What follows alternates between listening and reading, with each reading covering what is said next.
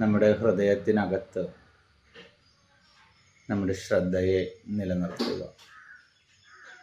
പുറമേയുള്ള എല്ലാവിധ ചിന്തകളിൽ നിന്നും പൂർണ്ണമായിട്ടും നമ്മുടെ മനസ്സ്, നമ്മുടെ ചിന്തകൾ നമ്മുടെ ഉള്ളിൽ മാത്രം നിലനിർത്തുക.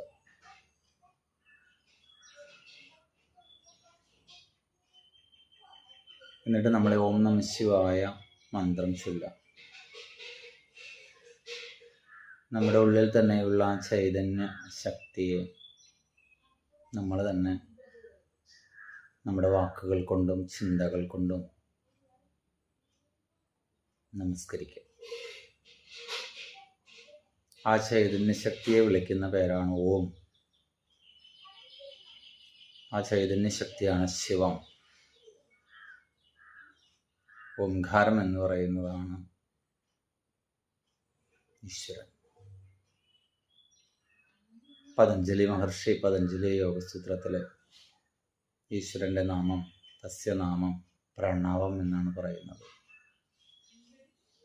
ആ ഓംകാരം നമ്മുടെ ചൈതന്യ ശക്തിയെ, ആ സത്തയെ ഓംകാരമായി കണ്ടുകൊണ്ട് നമിക്കുക. ആ ശിവം, ആ സത്തയെ ഓംകാരമായി കണ്ടുകൊണ്ട് നമ്മൾ നമസ്കരിക്കുക. ആ ഒരു സങ്കല്പം നിലനിർത്തിക്കൊണ്ട് ഓം നമഃ ശിവായ, ഓം നമഃ ശിവായ,